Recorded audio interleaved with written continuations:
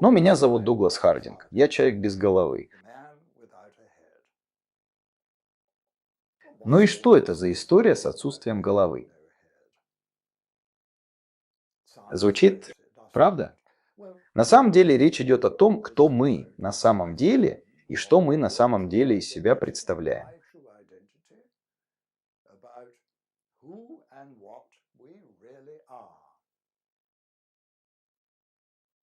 Вот в чем разница. Не так ли? Я бы сказал, что есть полная противоположность между тем, что мы собой представляем в центре, то есть нашей реальностью, нашим происхождением, и тем, какими мы кажемся со стороны. Другим на расстоянии. Они должны быть другими. Как я могу быть здесь, прямо здесь, в нескольких сантиметрах от себя, и в то же время в 3-4 футах от себя, каким вы меня видите? Это должно быть по-разному. Итак, если вкратце, то я вам обещаю, что я совсем не такой, каким кажусь.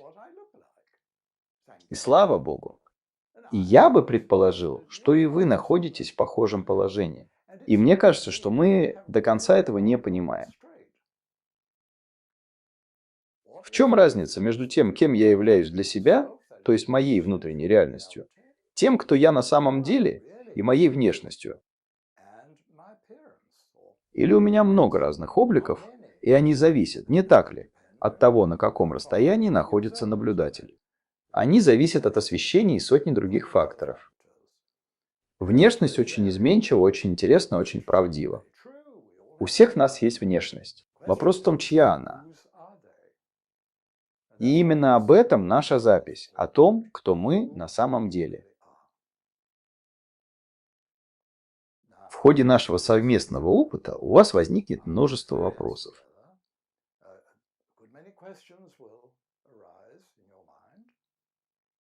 Мы постарались предугадать ваши вопросы и задать их в ходе нашего опыта.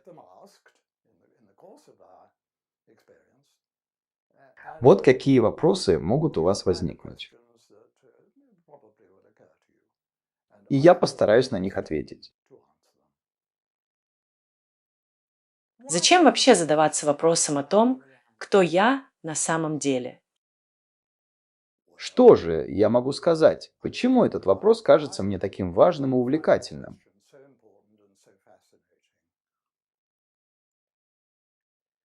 И я думаю, что первая причина, по которой я задаюсь вопросом о своей истинной сущности, это своего рода благодарность за то, что я вообще появился на свет.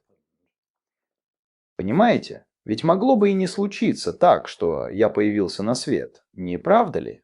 Но раз уж я появился на свет, и, как мне кажется, способен задаваться таким вопросом, то кто я и что произошло?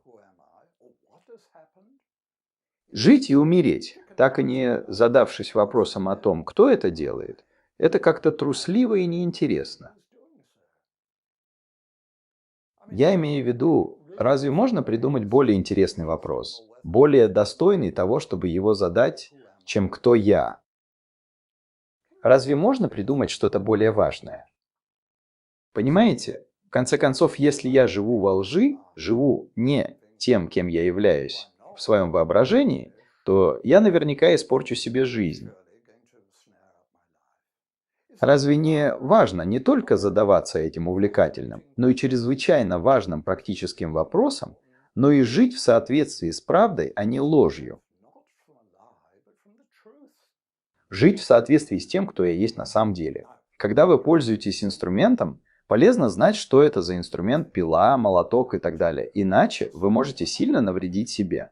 Что же, вы это вы, а я это я.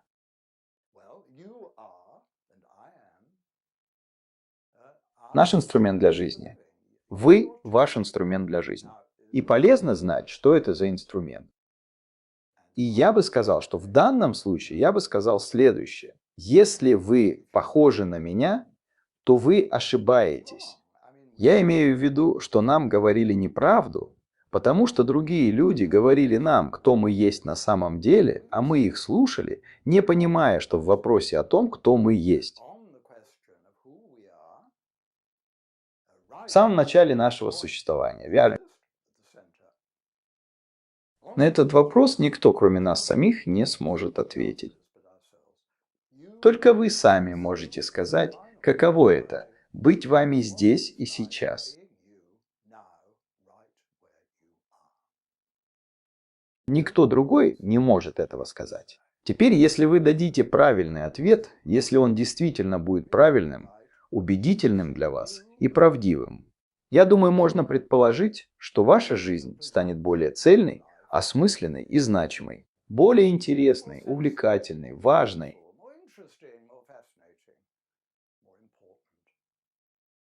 В каком-то смысле без этого она лишена достоинства, не так ли?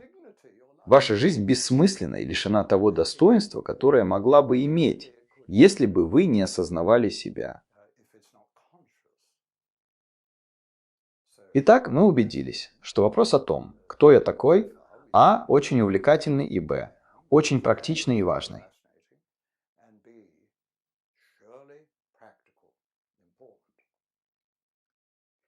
На это есть две причины, но я могу назвать и третью, которая тоже очень важна. За последние 2-3 тысячи лет мудрейшие представители человечества, те самые очень-очень мудрые люди, которых теперь считают великими представителями нашего вида,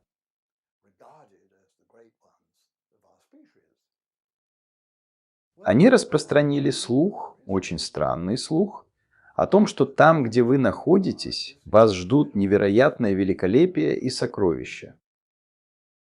На самом деле, то, что они говорят о вашей истинной природе, звучит почти неприлично лестно. Великолепно, чудесно, невероятно, изумительно.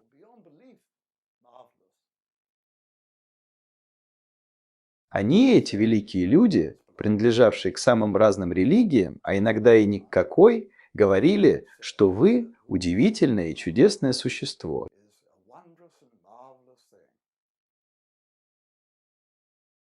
И я могу вам пересказать, что говорили некоторые из них. Они говорили, что вы, именно вы, там, где вы есть, не продукт. Вы источник всего этого проклятого мира. Источник, из которого все исходит. То, где вы находитесь, это начало всего, конец всего, смысл всего. И вы не являетесь продуктом этого мира. Он в вас, и вы источник всего, к чему все возвращается. Итак, стоит потратить час нашего драгоценного времени на то, чтобы разобраться в этом вопросе. Представьте, что вы получили письмо от управляющего вашим банком или вам позвонили. Управляющий сообщает, что какой-то доброжелатель, какой-то ваш дядя, о котором вы никогда не слышали, оставил вам в наследство 1 000 000 фунтов. Думаю, вы бы проверили, действительно ли это так, не ошиблись ли вы. Или вы могли бы даже выписать чек и посмотреть, сойдется ли баланс. Смешно. Но есть люди, и они очень выдающиеся. Они безмерно восхищаются вами, говорят, что вы богаче и прекраснее всех миллионеров мира вместе взятых. Так что, повторюсь, стоит потратить час, а то и 3 нашего времени на то, чтобы разобраться в этом вопросе. Кто мы на самом деле? Скрывает ли наше внешнее, человеческое, обыденная оболочка скрытое великолепие?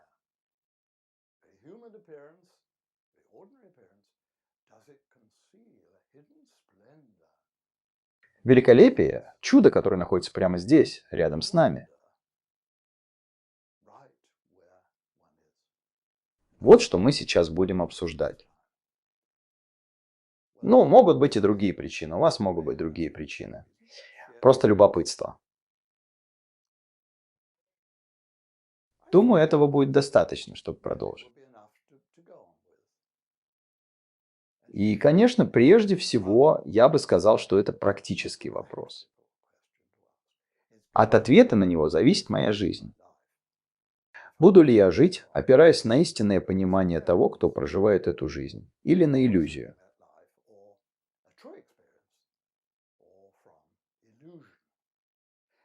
И я бы сказал вот что.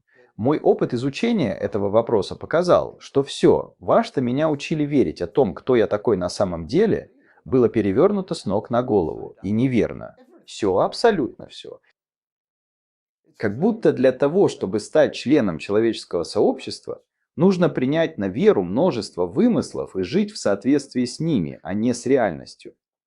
Возможно, это не имело бы такого значения, если бы не было смертельно опасным, если бы не было так отчаянно жить во лжи, а не в соответствии с истиной о том, кто я такой. Итак, я думаю, что это лишь некоторые из моих причин, а вы можете найти свои. Но, возможно, у вас тоже есть причины, по которым вы так серьезно относитесь к этому вопросу. Как мне на самом деле понять, кто я такой на самом деле? Что же, давайте вместе разберемся в этом. Очень просто и прямо. Очень легко. Совершенно очевидно, что мы сейчас с вами поделимся. Это очевидно, если мы посмотрим. Перестаньте верить во что-то и просто посмотрите. Как будто в первый раз. Давайте для начала рассмотрим очень простой вопрос.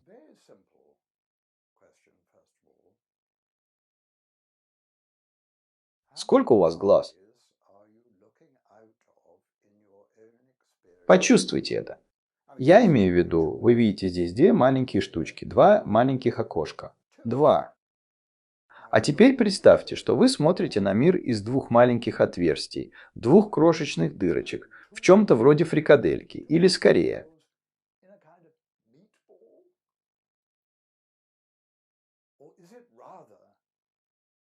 Как будто из огромного глаза или огромного окна, из которого вы смотрите на бескрайнее открытое пространство без каких-либо границ.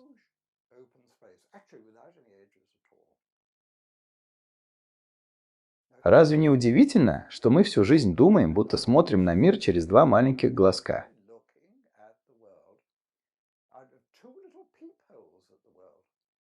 Знаете, вот так вот смотреть на мир через эти два маленьких отверстия. Вот так. В то время, как на самом деле, когда мы смотрим, когда у нас хватает простоты и смелости просто посмотреть на то, что нас окружает, разве мы не ощущаем, что живем? Разве не чувствуем эту великую открытость? Этот единый глаз, если хотите. Вы знаете, что на Востоке говорят о третьем глазе. Ну, я не знаю, третий ли это глаз. Но если и так, то моя проблема не в том, чтобы смотреть третьим глазом. Я никогда не смотрел ничем другим, верно? И вы, я уверен, тоже. Вот откуда мы смотрим, не так ли? Это огромное окно. Так что дело не только в том, на что мы смотрим, но и в том, откуда мы смотрим.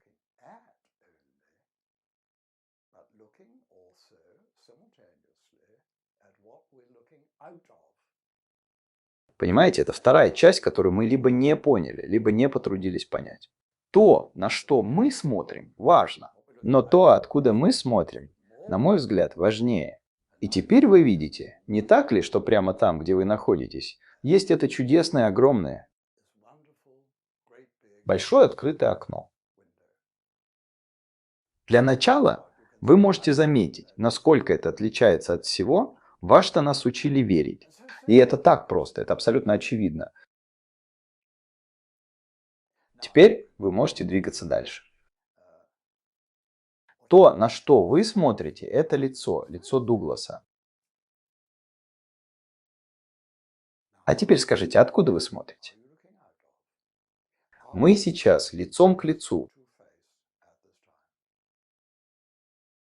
А вы? Мы с вами стоим лицом к лицу. Симметрично.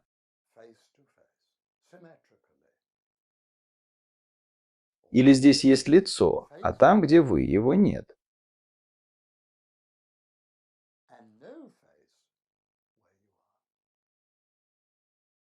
Так что ваше отсутствие лица восполняется моим присутствием. Теперь у вас есть мое лицо. Есть ли у вас сейчас какое-то другое лицо? Знаете, мы все верим в силу языка, не так ли? Мы не утруждаем себя тем, чтобы смотреть. Я имею в виду, что любой, кто ставит под сомнение необходимость смотреть в глаза собеседнику, то есть то, о чем мы говорим, или конфронтацию и так далее. Любой, кто ставит это под сомнение. Итак, вопрос, который я вам задаю. Вы когда-нибудь в своей жизни смотрели кому-нибудь в глаза? Или вступали с кем-нибудь в конфронтацию, знаете, вот так? Неудивительно, что мы постоянно сталкиваемся лбами. Я хочу сказать, что в этом-то и проблема. Когда мы так делаем, это не лобовое столкновение, а уход от позиции. Обмен взглядами.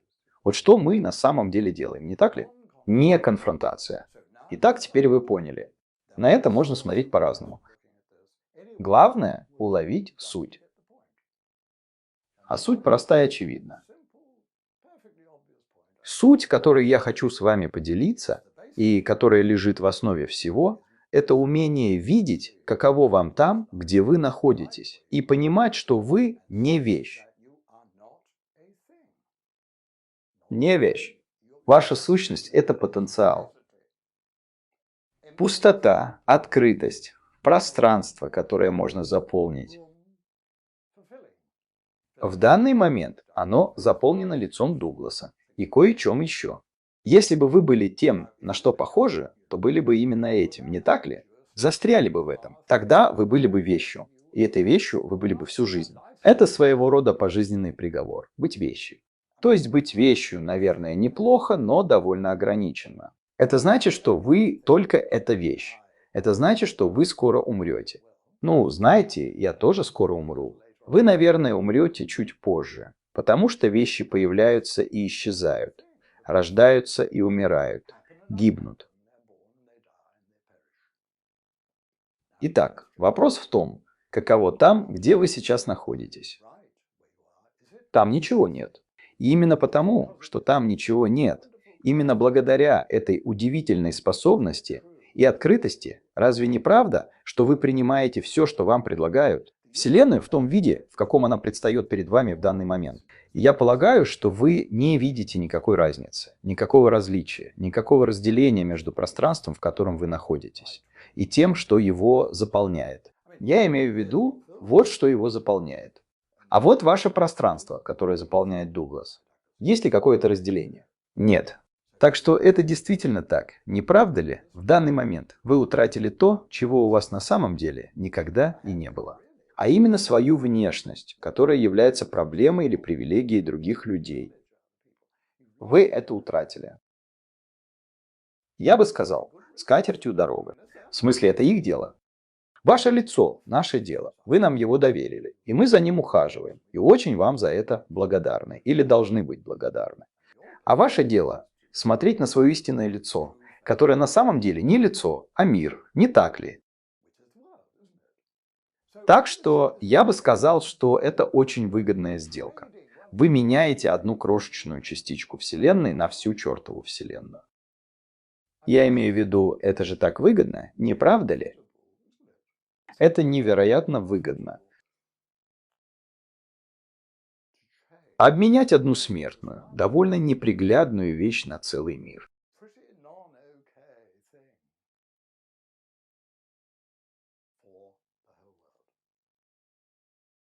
Итак, речь идет о вашей внешности, Израиль. Но это лишь видимость. Это не реальность. Это не то, чем вы являетесь на самом деле. Это одна из ваших многочисленных видимостей в определенном диапазоне. Я имею в виду, что вблизи вы выглядите совсем по-другому. Издалека вы выглядите совсем по-другому. Это одна из ваших многочисленных видимостей. На самом деле вы ничто, и все одновременно, если как следует присмотреться. Есть много других способов это объяснить, и мы еще к ним вернемся. А пока просто посмотрите, где вы находитесь. И это не пара маленьких смотровых окошек, а огромное окно. И это огромное окно, пространство, заполненное сценой. И в то время как вы там, где вы находитесь, конечно же, бесцветные, и на этот раз наполнены цветом Дугласа. И ваша бесформенность там, где вы находитесь, означает, что ваша форма может стать формой Дугласа или любой другой, к которой вы захотите обратиться сейчас или позже. Вас формирует мир, все, что находится в поле вашего зрения, потому что у вас нет своей собственной формы. Но вы свободны. Вы можете принимать любой цвет, любую форму, любое обличие. Я хочу сказать, что это невероятное освобождение от заточения в теле, которое скоро исчезнет. Смертное тело, временное тело, тело, которое нас действительно беспокоит. И главное, это неправда. Это неправда. И, как я уже говорил, самое важное – жить так, как мы есть. Так будет приятней, практичней, эффективнее. И это так просто увидеть. Так просто увидеть. Так что все сводится к одной простой вещи. Кто я такой в данный момент? Из чего я смотрю? Потому что это реально, это моя реальность, в отличие от того, из чего я смотрю. И прошу прощения, в отличие от того, на что я смотрю, и в отличие от того, как я выгляжу в ваших глазах. Вы поняли, как это работает, иначе и быть не могло. Это и есть базовый опыт. Мы продолжим и, возможно, подробнее остановимся на этом позже. И как это изменит мою жизнь? Давайте для начала рассмотрим личные отношения.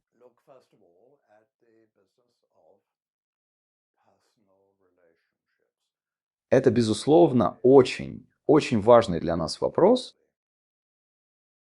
как этот опыт повлияет на наши личные отношения.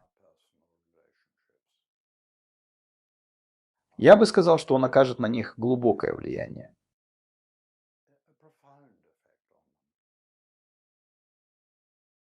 Видите ли, личные отношения, как их обычно понимают и выстраивают, основаны на идее конфронтации, противостояния. На прямом столкновении лицом к лицу. На самом деле, слово «отношения» подразумевает некую симметрию.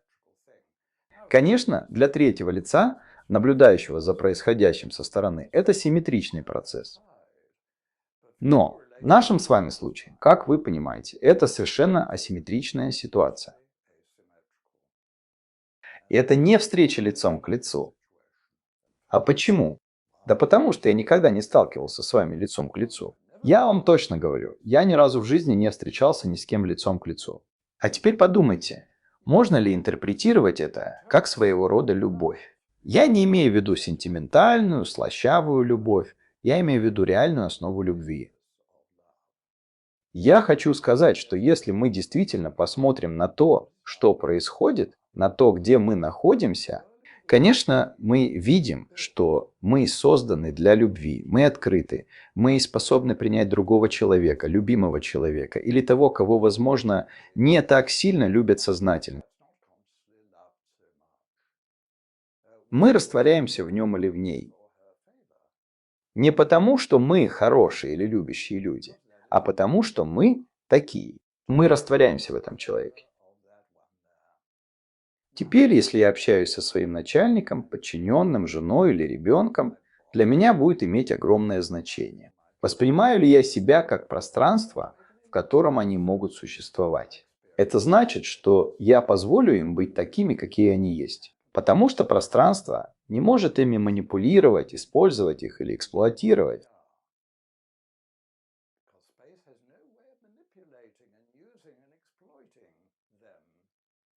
Пространство очень терпеливо и гостеприимно. И в определенном смысле оно является основой любви. Если человек воспринимает себя как пространство для другого, он слушает, смотрит, уделяет внимание другому, и другой чувствует, что его видят, ценят и принимают. Ведь в конце концов, если у вас нет ничего, где вы находитесь, ни места, ничего-либо еще, знаете, другой человек оказывает вам невероятную услугу, предоставляя вам эту увлекательную сцену, эту увлекательную личность. Эту человечную, добрую личность, которая заполняет ваше пространство. Так что это совсем не то, что мы себе представляем, когда думаем о личных отношениях, которые должны быть симметричными. Неудивительно, что мы постоянно сталкиваемся лбами. Неудивительно, что конфронтация – это норма.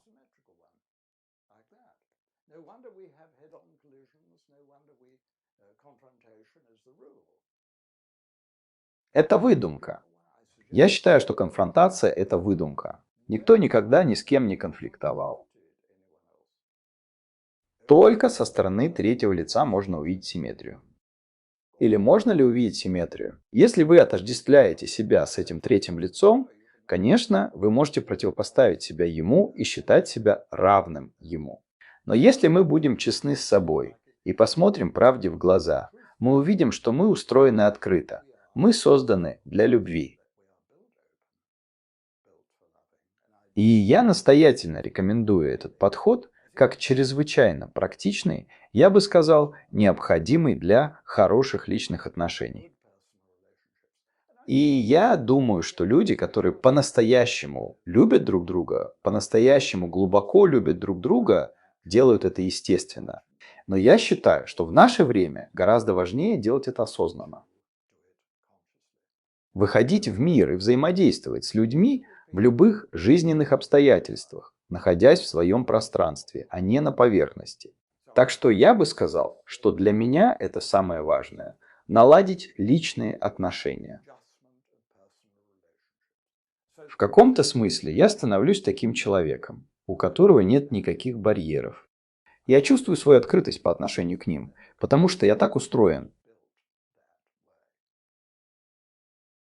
Для начала,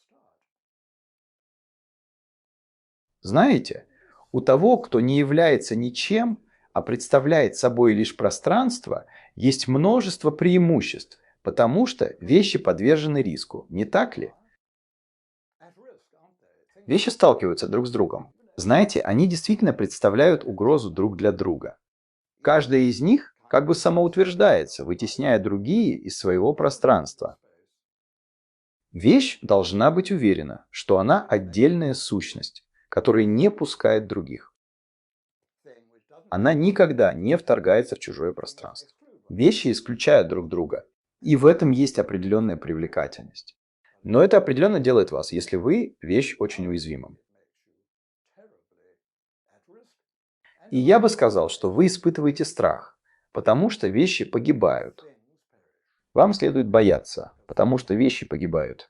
А если вы не вещь, то возникает вопрос, можете ли вы вообще погибнуть. Если вы осознающее себя пространство, то разве оно может погибнуть, прийти и уйти? Видите ли, этот вопрос возвращает нас к великому вопросу о том, кто и что я есть в своем собственном опыте. Я вещь, охваченная страхом и тревогой, которая скоро погибнет и будет забыта.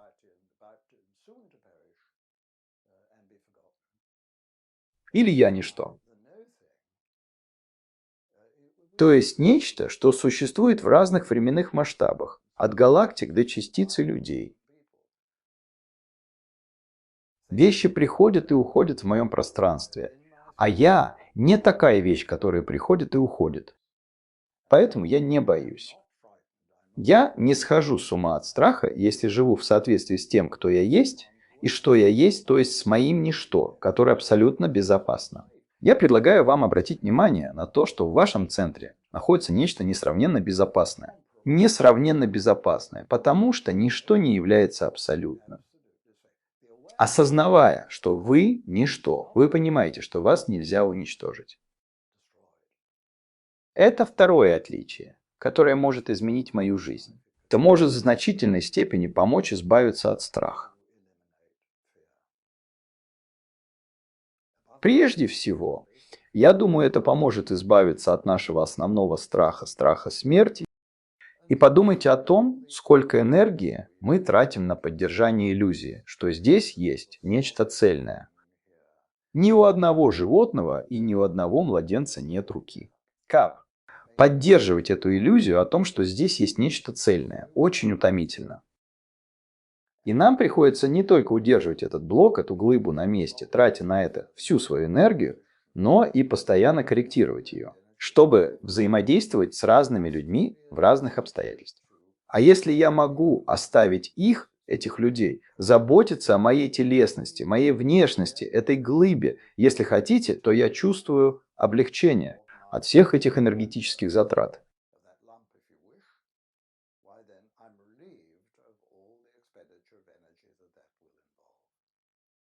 И это очень практично, в этом есть смысл, и я вас уверяю, это действительно заряжает энергией.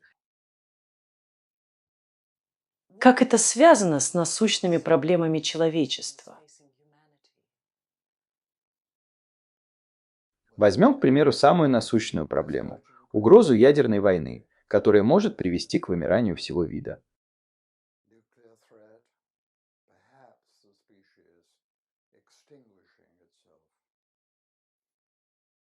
На самом деле все из-за того, что мы изобрели конфронтацию. Вот где все началось. Возможно, миллион лет назад наш вид совершил невероятный прорыв, который, в отличие от случае с другими видами, вид начал смотреть на себя. Или отдельные особи начали смотреть на себя как бы со стороны, глазами других как на объекты. И это изобретение, конфронтация, симметрия поначалу работало очень хорошо, особенно для тех, кому повезло. И благодаря ему, я думаю, появилось почти все, что мы ценим в человеческой цивилизации и культуре. Но теперь кажется, что это ложь, которая никогда не была правдой, изжила себя, как и любая ложь, и теперь угрожает уничтожить.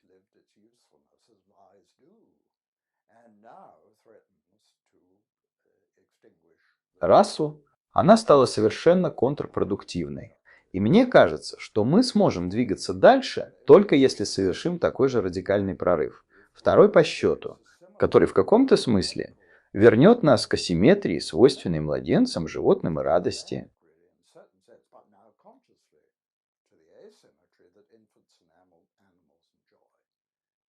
И на всех уровнях, будь то отдельные люди, властные структуры, идеи, институты, церкви или что-то еще, это приводит к катастрофическим последствиям.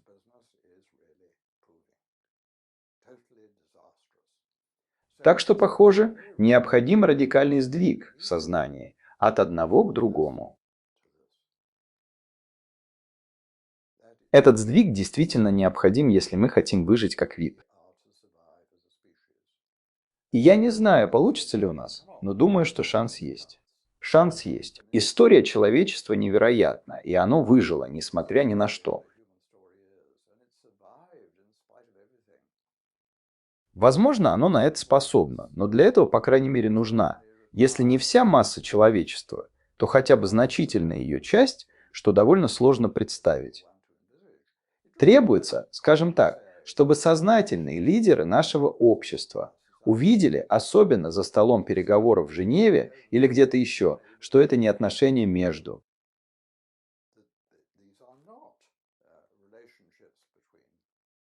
людьми, которые противостоят друг другу вот так, а каждый из них на самом деле открыт для другого, создан для другого. А это означает глубокое изменение сознания. И это не проявление слабости. Бить или быть пространством для другого – это позиция огромной силы, несравненной безопасности, вот как я это называю. Теперь о других вопросах, таких как раса и цвет кожи. Предположим, что в комнате, полной белых людей, находится чернокожий мужчина. Ну и у кого же черное лицо? Кому в этой комнате дано черное лицо?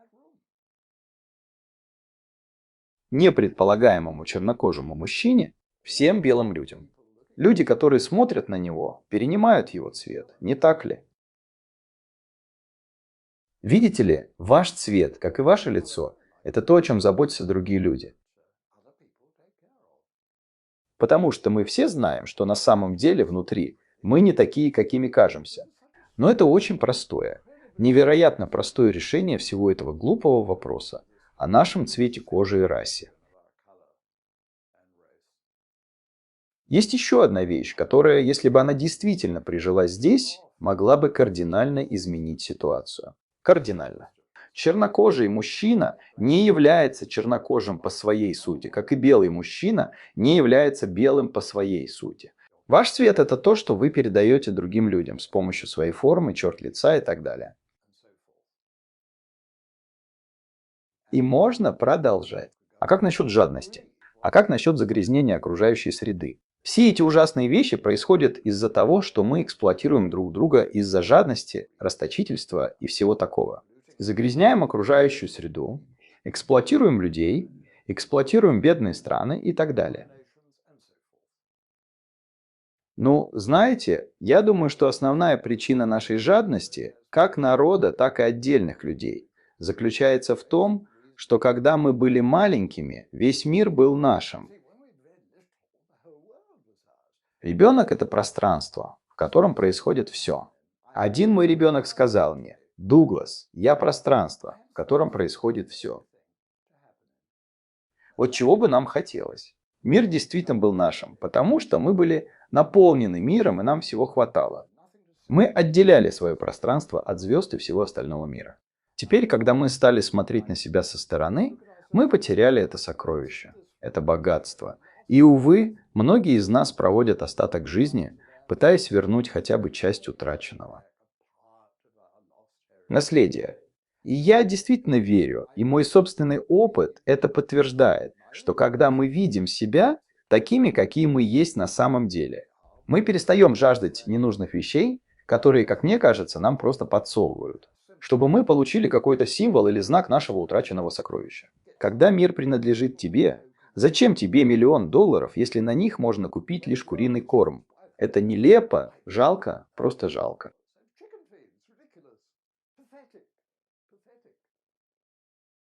И я могу продолжать бесконечно. Социальные последствия этого невозможно переоценить. Это означает радикальную смену сознания, но однажды мы уже это сделали и можем сделать снова.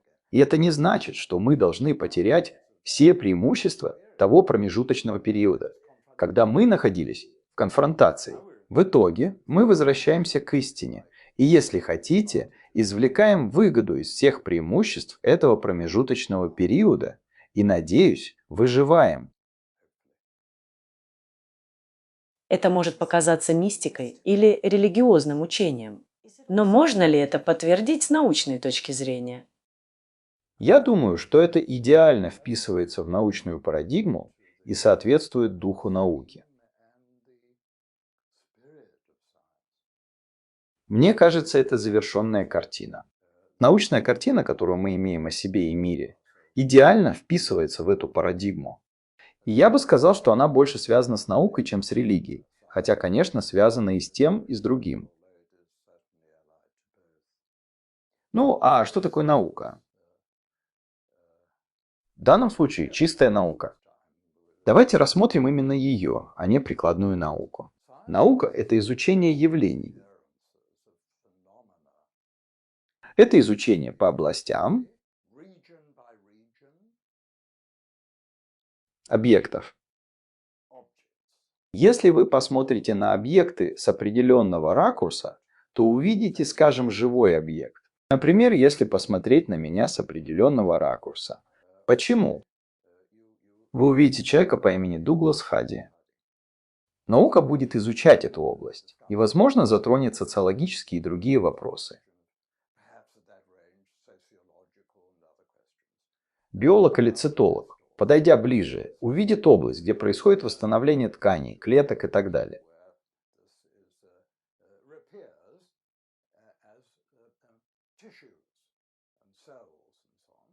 И тогда он достанет микроскоп, чтобы изучить это. А затем химик или биохимик подойдет еще ближе со своими более мощными микроскопами, электронными микроскопами и так далее. И он обнаружит на своем уровне то, что здесь есть, не отрицая при этом существование других уровней.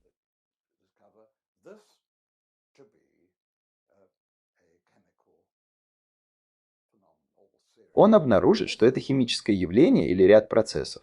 А затем придет физик и обнаружит здесь частицы, волновые частицы, частицы искривления пространственно-временного континуума и так далее, и так далее. Знаете, что-то очень-очень пространственное. Итак, что же остается в итоге? Давайте посмотрим на меня с точки зрения ученого. Прежде всего, мы видим здесь жизнь живого человека, многоклеточную жизнь.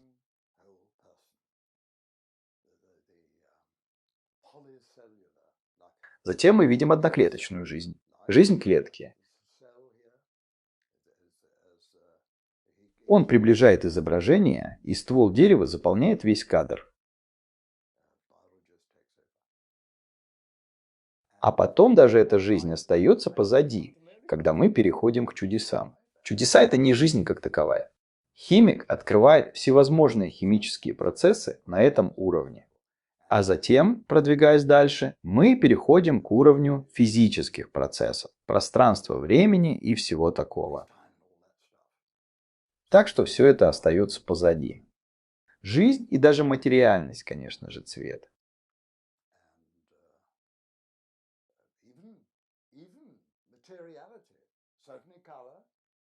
Все это постепенно остается позади на пути к тому, что я вижу. Но ученый никогда не сможет узнать, да он и не претендует на это, что за явлениями скрывается реальность или наумен. Он изучает явления. Он изучает феномены. Это его работа. Если он знает свое дело, то признает это. Конечно, в целом так и есть, если он хороший ученый. Но он никогда не сможет добраться до самого верха. То есть он доберется до кварков и всего такого. Он смотрит со стороны. А я говорю, отлично, потому что вся ваша история от начала и до конца – это история о том, как вы снимаете с луковицы слой за слоем. Упрощаете, упрощаете, упрощаете, избавляетесь от характеристик и в итоге приближаетесь к небытию, к отсутствию чего бы то ни было. Теперь я завершаю эту историю и говорю. Да, ученый, ты на верном пути, но только я, тот, кто не отделил себя от себя самого, могу по-настоящему завершить твою историю. И я делаю это с огромным удовольствием. И я говорю вам, что центр вашего клубка явлений – сердцевина луковицы, которой владею только я, потому что я – это она. Это ничто, это пространство, в котором происходит все сущее. И, конечно, когда он уходит, вместо того, чтобы войти, вы получаете похожую историю. И я бы прочитал все это с еще большего расстояния. Здесь знак X. Потому что это наводит на вопрос. Это значит, почему что-то географическое, например, страна, планета, Солнечная система, галактика, и в конце концов пустое пространство, просто усеянное крошечными светящимися точками. Так вот, история моих появлений начинается с границы, за которой практически пустое пространство, и заканчивается здесь.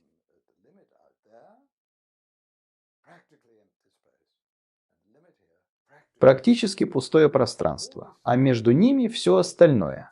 Человечество, жизнь, все это невероятное множество космических сокровищ. Что же, теперь я завершаю историю и говорю, что в самом центре находится ничто, но оно осознает себя.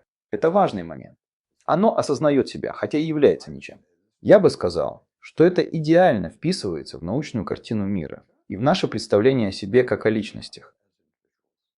И на данный момент это гораздо больше связано с наукой, чем с религией. И это, по-видимому, неотъемлемая часть всего научного процесса, который, как я уже говорил, изучает не центральные, непостижимые реальности, а явления. Так что ответ на вопрос – да, это идеально вписывается. Это не совсем та же наука, но если хотите, это наука. Наука от первого лица. Наука о том, что может быть собрано воедино только тем, кто находится в центре всего, что дополняет науку о явлениях от второго и третьего лица.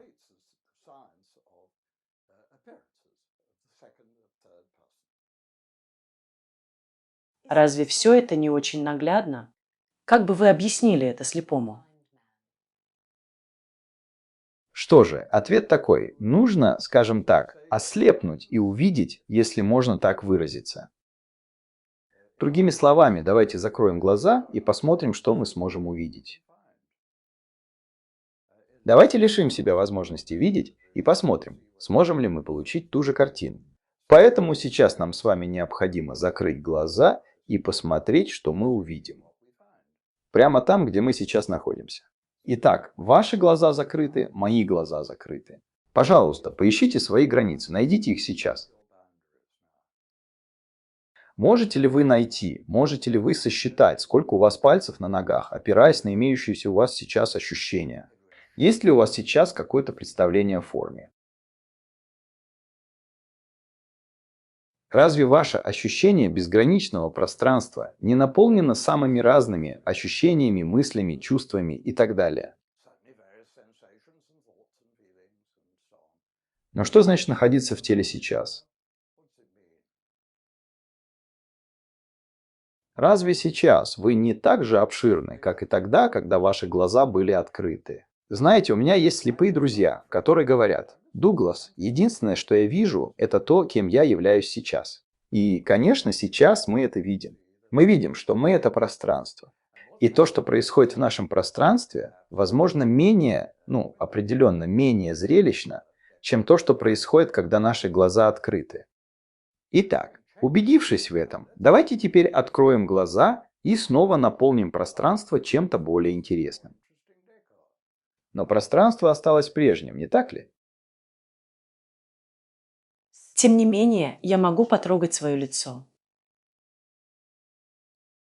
Да, но можете ли вы? Видите ли, мы, надеюсь, постепенно теряем свои лица. Что же, давайте предпримем искреннюю попытку вернуть их на место. Давайте снова посадим эти штуки себе на плечи, если получится. С помощью осязания. Давайте попробуем сделать это совершенно искренне. Вы и я. По-настоящему попытаемся вернуть это на место. Возьмите его с зеркала, где ему самое место. И мы положим его сюда, где, как предполагается, ему самое место. Или где люди думают, что ему самое место. А теперь давайте попробуем. Я имею в виду, можете ли вы вместе со мной искренне попытаться воссоздать эту штуку здесь? Ведь когда вы доходите до этой точки, верхняя часть исчезает. И, кстати, что такое лицо? Это лицо чего-то волосатого, цветного и непрозрачного. Можете ли вы создать что-то волосатое, цветное, непрозрачное и так далее? И все это одновременно. Вот здесь. Нет, конечно, нет. У вас возникает целый ряд интересных ощущений в дополнение ко всем тем, что вы обычно испытываете в этом пространстве. Потому что пространство действительно заполнено. Но оно заполнено не тем, что вы видите в зеркале, не так ли? Здесь возникают ощущения, которые вы можете ассоциировать с лицом, но это не лицо. Так что я думаю, прикосновение здесь ничего не опровергает, скорее подтверждает. Теперь я понимаю, о чем вы говорите, но как мне продолжать в том же духе? О, это так важно. Видите ли, до сих пор мы занимались самым простым. Увидеть это так легко, не правда ли? Это почти до неприличия очевидно. Но продолжать в том же духе действительно сложно. И если мы не будем продолжать, если мы не будем этого делать, если почти вся наша жизнь была построена на лжи, связанной с мышлением, то вряд ли стоит ожидать от этого какой-то пользы. Очевидно, что для того, чтобы это принесло результат, нужно жить этим. Вопрос в том, как нам это сделать. Я думаю, главное — это по-настоящему заинтересоваться. В любом случае, мы найдем свой способ. Я нашел несколько своих, которыми с удовольствием поделюсь с вами. Возможно, у вас есть свои. Надеюсь, что есть. У каждого из нас есть свои маленькие напоминалки. Я имею в виду довольно отчаянную меру, потому что вы не можете делать это, идя по улице. В этом случае на вас будут странно смотреть, если вы будете идти по улице и показывать пальцем. Но я не знаю более эффективного способа, чем показывать пальцем. Показывайте пальцем вот сюда, и вы увидите, что показываете в никуда. Попробуйте, пожалуйста. Покажите пальцем на свое лицо и увидите, что показываете в никуда. Это всегда работает. Я думаю, что очень хороший и простой способ — это смотреть и проверять, смотрите ли вы двумя глазами или одним, и проверять, каким именно. Это не привлекает к вам внимания, но один способ, который я нахожу очень забавным и действительно важным, это видеть, что вы, как пространство, никогда не двигаетесь. Одна из выдумок, которой мы живем, это то, что мы движемся по миру. В следующий раз, когда вы будете ехать в машине со скоростью 60 миль в час или сколько там еще, просто посмотрите и увидите, что вы не движетесь. Пейзаж движется сквозь вас. Вы не движетесь сквозь пейзаж. Пейзаж движется сквозь вас с разной скоростью. Холмы очень медленно, а телеграфные столбы очень быстро. а дорога извивается, приближаясь к вам, или теряется в вашей неподвижности. И если говорить на чистоту, то вы никогда не двигались, потому что вы пространство, а пространство само по себе неподвижно. На самом деле вы за всю свою жизнь не сдвинулись ни на дюйм. И я думаю, что это помогает водить машину безопасно, быть внимательным за рулем. Первый человек, который садится за руль, должен видеть, что сельская местность проносится мимо вас, а вы не едете по сельской местности. И, конечно же, это хорошо известно на вокзале, на железнодорожной станции, когда вы сидите в неподвижном поезде и вам кажется, что вы трогаетесь с места. Поезда сейчас начали двигаться, и вы понимаете, что, возможно, это другой поезд, который переехал. И это хорошо известно. Вы были очарованы этим.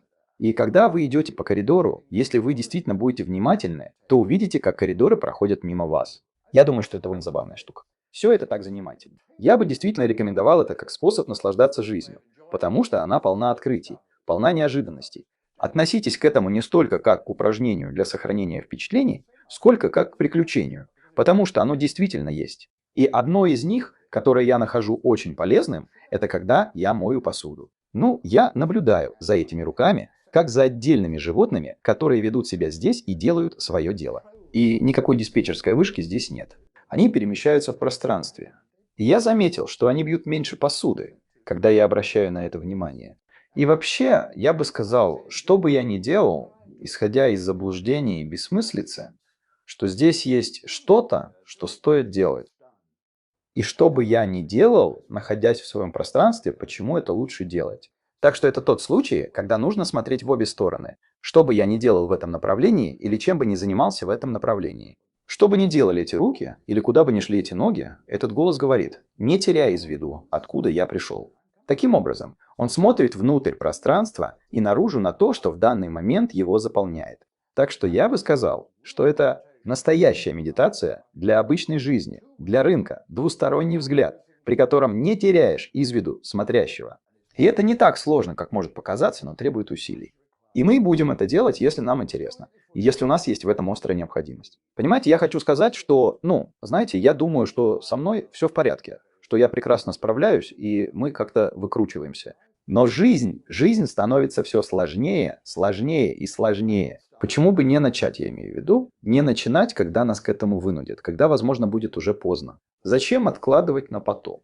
А пока можно и повеселиться. Но, конечно, от одного такого взгляда, как сейчас, большого результата ждать не стоит. Это так просто увидеть и так сложно удержать в голове. Но если нам интересно, мы будем это делать. И я скажу вам, что действительно помогает. В конечном счете, очень помогает, если рядом есть друзья, которые этим занимаются. Потому что это как корь заразительно. И если человек напротив меня безличен, и я тоже безличен, мы не противостоим друг другу. Мы с радостью и удовольствием снимаем маски друг перед другом. И это очень легко увидеть, когда кто-то это делает. Поэтому покажите кому-нибудь, потому что вы не покажете так, как мы сейчас. Вы можете показать это за полминуты, если человек действительно хочет срочно это узнать. А когда вы это увидели, вы уже своего рода эксперт. Вы можете показать это кому угодно. Так что если у вас нет друга, который уже видит эту простую вещь, найдите его, показав ему это. Не навязывайте это тем, кому это не интересно. Но будьте готовы поделиться этим с другими. Что же, это один из множества способов сохранить это в памяти. Но важно не забывать об этом. Можно еще раз взглянуть на суть этого опыта. Да, конечно, можно. И это будет заключительное испытание, если хотите. Но это только между нами. Только мы вдвоем. И это не значит, что если вы смотрите эту запись в компании, то должны выключить ее в этот момент. Это значит лишь то, что опыт потеряет часть своего воздействия, которого он заслуживает. Повторите его позже, каждый сам по себе. И это опыт с трубкой. Трубка у меня на коленях, и я покажу, как мы ее используем.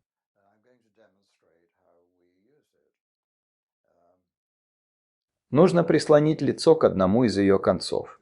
Вот так. Вплотную к задней стенке трубки. Вот так.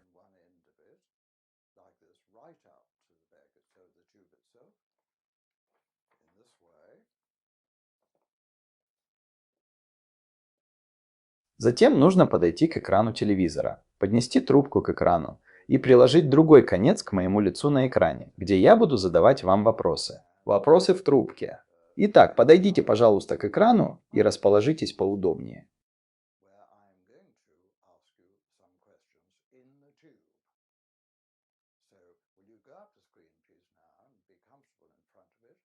А я начну задавать вопросы.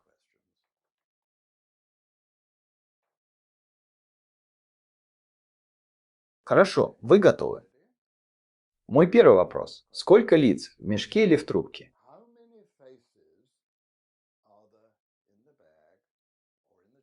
Можно сказать, сколько лиц в трубке на данный момент, исходя из имеющихся данных? Сколько лиц? Посмотрите на разницу между дальним и ближним концами трубки.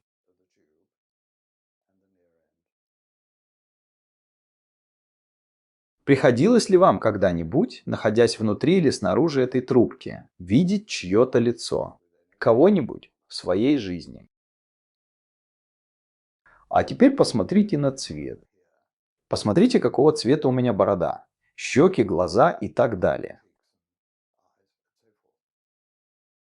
Разве это не просто видимость, потому что вы бесцветны? Мой цвет проявляется на фоне вашего отсутствия цвета. Посмотрите на движение моих губ, бровей и так далее.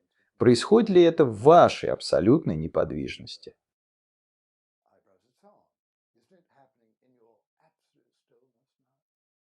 Посмотрите, какая здесь непрозрачность. Разве это не полная противоположность вашей идеальной прозрачности, которая продолжается и продолжается в вашем направлении? Это как с этой рубашкой. Этот конец трубки, тупик, улица с односторонним движением. Ну, не совсем с односторонним, а скорее с односторонним выходом, то есть с тупиком. Здесь все заканчивается. А ваша продолжается и продолжается в бесконечную глубину. Прозрачность. Ну, разве не очевидно, кто вы сейчас в этой трубке? А почему эта трубка такая потрясающая? Я считаю, что она потрясающая. Каждый раз, когда я в нее заглядываю, а за последние 20 лет я делал это много раз, я нахожу ее великолепной. Почему она так впечатляет? Почему она сногсшибательна? Я скажу вам, почему. Видите ли, наши мамы и папы говорили нам, что во внешнем мире мы общаемся с людьми лицом к лицу. А наши учителя делали то же самое. Язык говорит нам, что мы общаемся с людьми лицом к лицу. Но, видите ли, нам никогда не рассказывали, что мы должны испытывать внутри картонной трубки. И, конечно, тогда мы подвергаемся огромной, просто огромной опасности увидеть, как обстоят дела на самом деле. Вы можете испытать это в любой момент. Я предлагаю вам сделать такую же трубку или пакет. Пакет для покупок с отрезанными двумя концами. И время от времени показывайте его своим друзьям. Мне кажется, это просто наглядная демонстрация того, кто вы на самом деле. И в этом нельзя усомниться. И еще один способ, чтобы наконец поставить точку. Не могли бы вы сказать мне, что вот здесь, в этом мешочке, Дуглас, я вижу ваше обличие? Или вот здесь я вижу вашу реальность, потому что, в конце концов, ваша реальность. Эта ясность в этом месте – это моя реальность.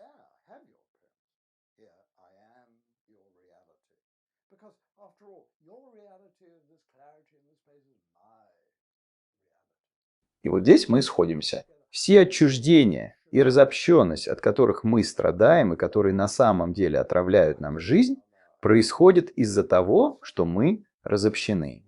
Но теперь мы становимся ближе друг к другу. Мы не отделены друг от друга. И в конце концов мы становимся единой реальностью. Так что вы видите, что в вашем мешочке находится наша общая реальность. Реальность, стоящая за всеми существами. Вы можете сказать мне, если хотите. Дуглас, вот здесь я, ваша реальность. И здесь я вижу ваше обличие. Можете ли вы представить себе что-то более ценное, сокровенное и прекрасное? Что же, до свидания. И спасибо, что поделились этим.